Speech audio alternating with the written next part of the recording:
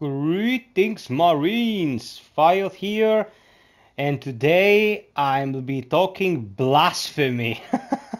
As you probably know if you've been following this channel, there are certain weapons since the game came out that I hate with a passion. I've been shit-talking them since time immemorial. And now I'll have to kinda eat my words. You see, for the past few streams, I've been playing around with the Gruppa in Season 4, and people have been, teasing me and telling me that's now my favorite weapon, and why did I forget my Gruppa at home, and stuff like that. But I genuinely found myself enjoying this thing, whilst I've talked in the past in great detail about how much it sucks. I know it has its advocates. I know it's had its advocates since it was glitched and used to do extreme damage because it was bagged. But as it started and without the glitch in question active, this gun was a piece of shit. Okay, let's be realistic about here. Everyone has their preferences, but the Gruppa was poo-poo. Well, now it isn't. I'm going to explain why this thing warrants a second look. I'm going to show how I modded and why, what alternatives you can pick, and, well, it looks freaking awesome as well if you apply the same cosmetics. Without further ado, let's get to it. This is the AM16 Gruppa, a DMR. It being a DMR gives it some specific advantages. Okay, so we have small muzzle, that means we cannot use assault brake, and I'm gonna just take everything off to start with the gun's basic stats. Okay, 165 damage is the profile, reload time of 0.80, max ammo of 396, a stumble chance of 10%, fire rate of 8.1, that's because it shoots 3 round bursts, magazine capacity of 36, weak point damage of 250 because it's a DMR, and handling bonus of 10. The handling bonus comes from the 2 first stars, then it gets 5% in stability on the third one, and the fourth reads 5% stability, additional 0.5% damage on hit for 3 seconds, stacking 5, meaning 2.5% more damage.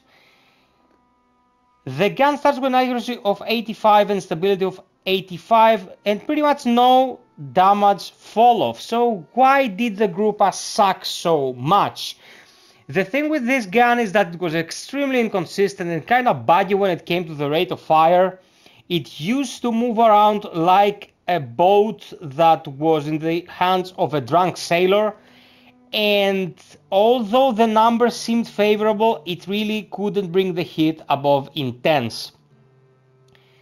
There have been a couple of changes throughout the patches that came out since the gun was in the game initially, and that is the very first and vanilla version of the game.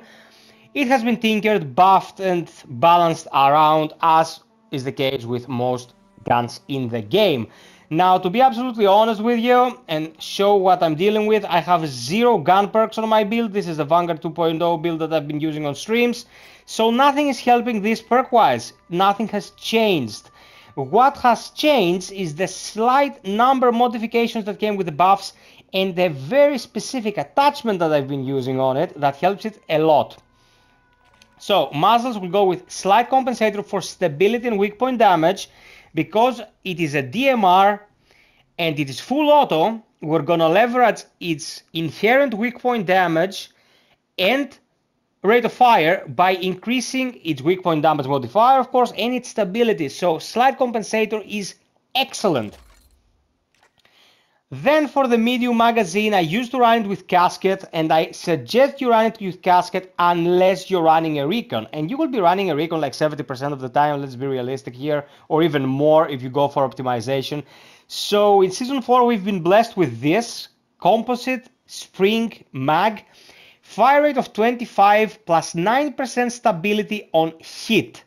This effect stacks 5 times and resets on reload.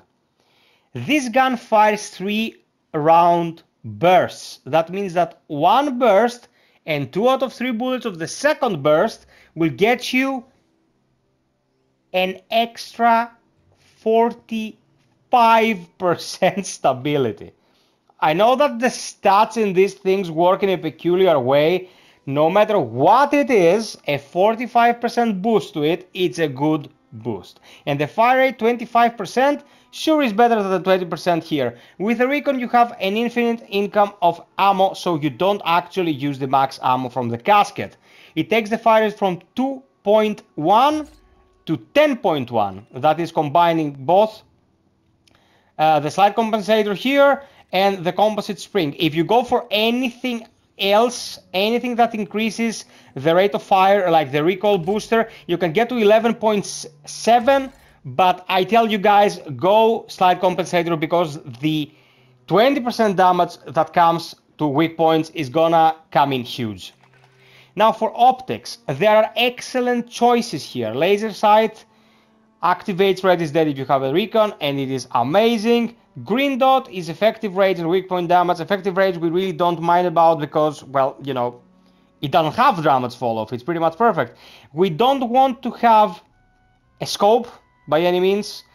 And the red dot is generally a good sight. Okay, what I want to get out of this is plus 10% damage and minus 10% fire rate while standing still. This is very, very important, because when you really need to dish out the big numbers, the damage, you will be doing it under the effect of OC, of overclock. So I put this here, improve my handling significantly, accuracy increases even further. It's a DMR, so it matters to have as good a perception of where the enemy's weak point is as possible, and you want to hit those headshots. That zoom modification actually helps in this case. And with all this, the gun will fire something like this. I'm gonna aim up there, let's say in between these 2 points, and I'm just gonna compensate slightly with a stick.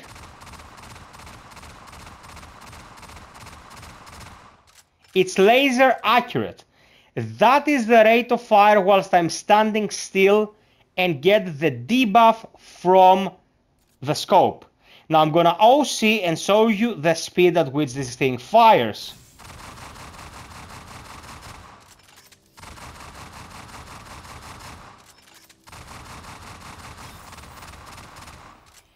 An unaugmented OC goes for almost 3 mags of these things, and as you saw, the rate of fire is ridiculously fast.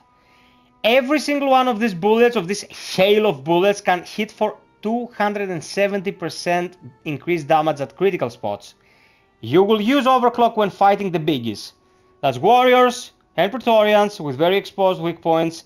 The crushers are an issue, but you have other means of taking those down. And of course, most of the Xenos are coming your way with their heads first, including prowlers and spitters that you usually OC alternatively to take them out of the equation faster. This thing dishes down a lot of damage right now, and it dishes out that much damage because of its archetype, the designated marksman rifle archetype. It became good under my nose and I never gave it a chance. But now I must say that I stand corrected. We've been running insane with the peeps on and off streams the past few days just to get with prestige done. And yeah, it's been performing on Insane just fine.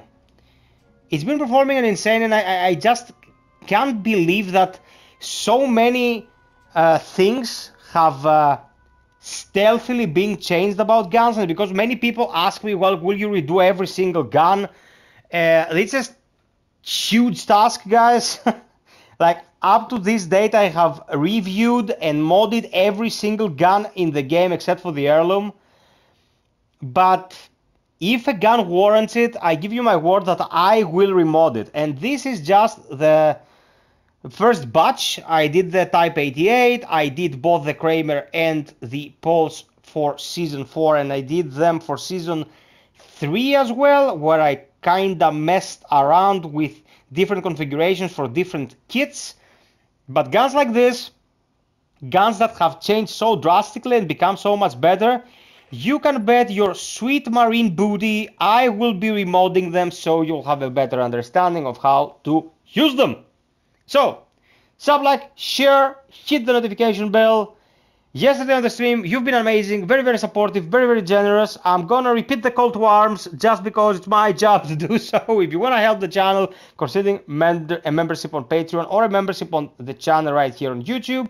I will be back tomorrow with another stream. Until next time, be well, stay frosty, and always strive for perfection, Marines. Cheers!